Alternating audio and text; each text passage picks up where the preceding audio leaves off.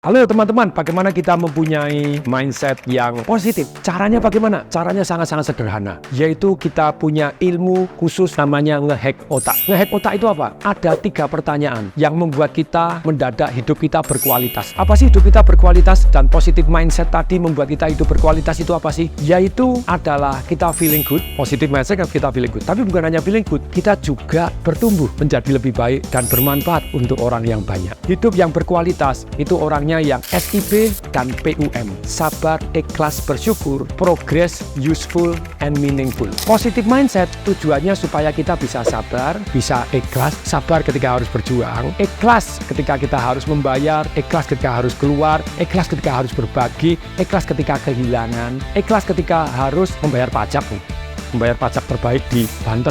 Keren ya.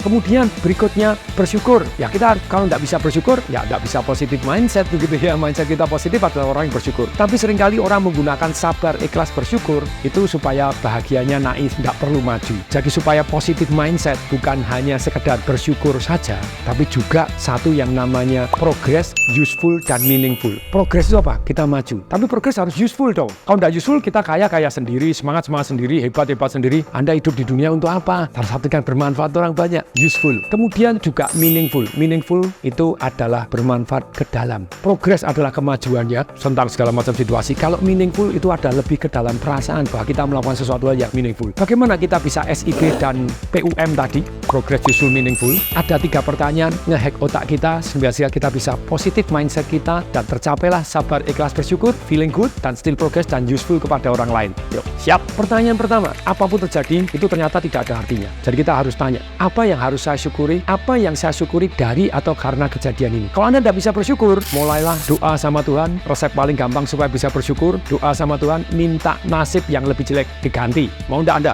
Ada enggak kira-kira orang yang bernasib lebih jelek dari Anda? Banyak. Mau tukar? Enggak. Makanya bersyukur, woi. Kalau enggak bersyukur, ditukar nasib, kapok kamu gitu ya. Nah, ini ilmu yang penting. Jadi, terus kemudian untuk bersyukur, Anda punya keyakinan. Nih, keyakinannya apa? Bahwa Tuhan pasti menginginkan kita menjadi lebih baik karena kejadian tersebut. Nah ini, jadi Tuhan itu memberikan satu tantangan, pasti dia ingin kita belajar supaya besok tidak terjadi lagi masalahnya. Apapun masalahnya, kita terus pelajarin untuk kita jadi lebih baik. Nah, bersyukur. Tapi problemnya orang bersyukur tadi, naif. Sudah tahu bersyukur supaya Anda tidak mau maju. Nah, supaya tidak naik, 2 pertanyaan ngehack otak berikutnya. Yang kedua adalah apa? Nih, lalu apa yang harus saya pelajarin dari atau karena kejadian ini sedemikian sehingga di kemudian hari saya menjadi lebih baik, lebih kuat, lebih sehat, seksnya lebih tahan lama, misalnya lebih kaya, terus kemudian lebih langsing, lebih harmonis, jualannya lebih banyak. Apa yang harus Anda pelajarin? Jadi apapun yang terjadi, tentu saja harus ada yang kita bisa pelajari supaya besok jadi lebih baik. Itu yang nomor 2, ngehack otak. Jadi kita progres. Berikutnya yang ketiga, ini pertanyaan yang penting.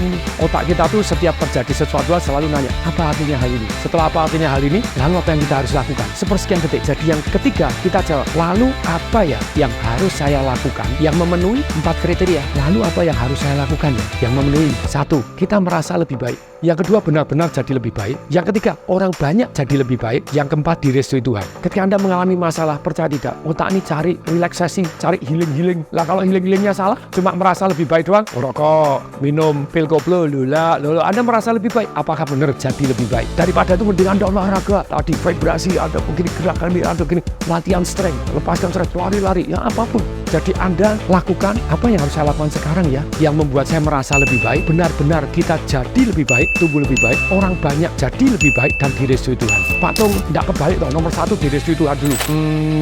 Masing-masing boleh, terserah, bebas. Karena bagi saya itu kalau saya merasa lebih baik dan kemudian orang banyak lebih baik, istilahnya saya sendiri benar-benar jadi lebih baik, mestinya direstui Tuhan. Tapi kalau direstui Tuhan, pertanyaannya tafsir yang mana yang Anda gunakan? Kadang kan Anda pokoknya direstui Tuhan tapi malah membunuh orang. Kan ada yang gitu dong, ini wah enggak apa-apa, kan silakan membunuh diri ya kan enggak bagus ya. Kalau saya ya supaya kita benar-benar direstui Tuhan ya unsur 3 tadi, merasa lebih baik, benar-benar diri kita jadi lebih baik dan bermanfaat orang banyak jadi lebih baik, mestinya direstui Tuhan. Semoga bermanfaat. Saya Tung Desem Waringin mengucapkan salam bersatu sehati.